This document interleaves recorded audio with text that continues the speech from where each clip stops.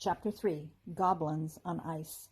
"I'll run back and grab the magic bags," Rachel said, jumping quickly to her feet. "Okay," Kirsty said. She blew on her hands to warm them up. The frost was making the air feel cold. "I'll stay here with Sky, but hurry." "I will," Rachel promised. She scrambled back over the rocks and onto the sandy beach. Rachel's backpack was lying right where she had left it. She reached inside and pulled out one of the magic bags. It was glowing with a soft golden light. When she opened it, a cloud of glitter sprayed out. Rachel slid her hand into the bag. There was something inside, smooth like a pebble. She pulled it out and looked at it closely. It was a tiny blue stone shaped like a raindrop. Rachel was confused. The stone was pretty, but how could it help? Just then the blue stone began to glow in her hand. It became warmer and warmer until it was almost too hot for her to hold. As it grew hotter, it glowed fiery red. Rachel curled her fingers around the raindrop stone and smiled. They could use it to melt the ice and set Sky free. She ran back to the tide pool as fast as she could, but when she reached the rocks, she stopped dead in her tracks. Kirsty was still standing by Sky's frozen pool, but she wasn't alone anymore. Two ugly goblins were skating on the ice right next to her. "Go away!" Kirsty shouted at the goblins as she waved her hands. Rachel could see that Kirsty was really angry. Rachel didn't feel scared now that she had the fairy magic to help her fight those goblins. "Go away yourself," said one of the goblins, yelling rudely at Kirsty. He held out his arms to his side and slid across the ice on one foot. Kirsty tried to grab the other goblin, but he dodged out of her reach. "Ha ha, can't catch me," he cried. "Hee hee hee, the fairy can't get out of the bubble." The other goblin laughed. His bulging eyes gleamed as he did a little twirl on the ice. "We are going to get her out," Kirsty told him. "We are going to find all of the rainbow fairies, and then fairyland will get its colors back." "Oh, no, it won't," said the goblin. He wrinkled his nose and stuck out his tongue. "Jack Frost's magic is just too strong," said the other goblin. "Girls can't do anything about it. Ha ha! Hey, look at me!"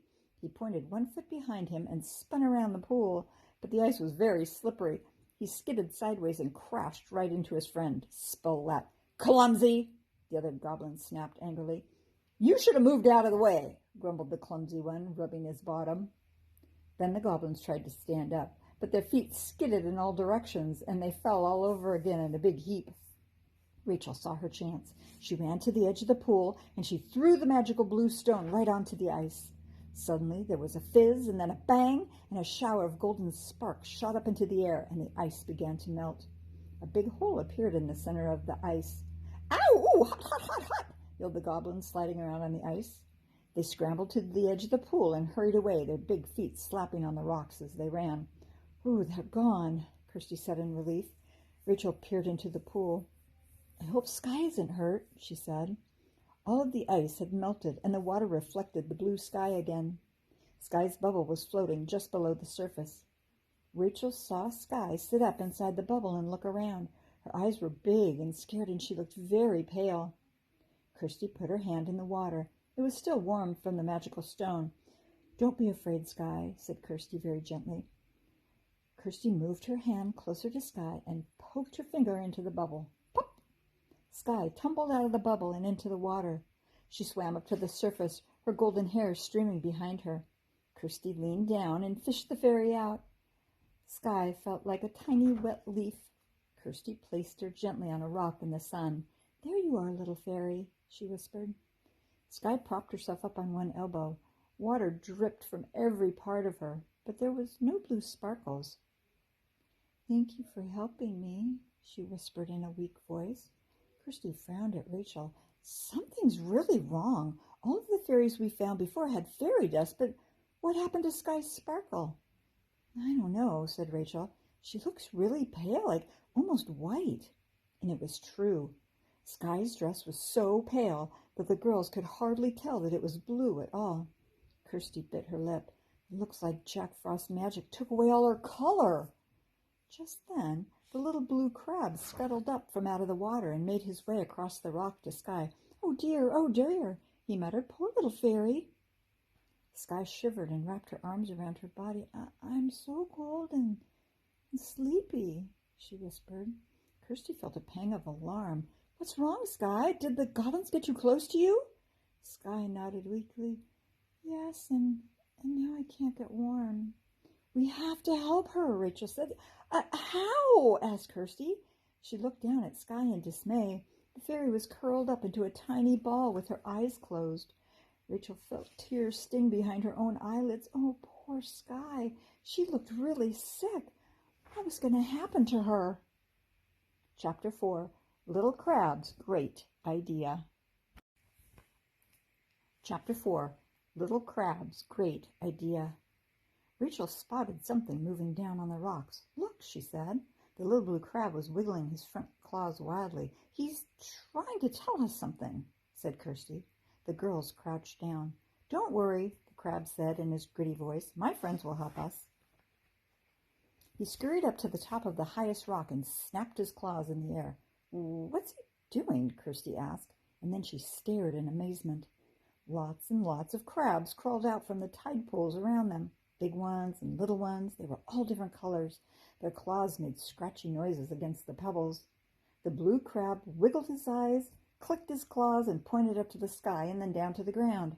His friends scrambled away in all different directions, their little stalk eyes waving around as they poked their claws into the cracks between the rocks. Rachel and Kirsty looked at each other confused. What's going on? Asked Rachel. All of a sudden, Kirsty spotted a tiny pink crab tugging and tugging at something between the rocks.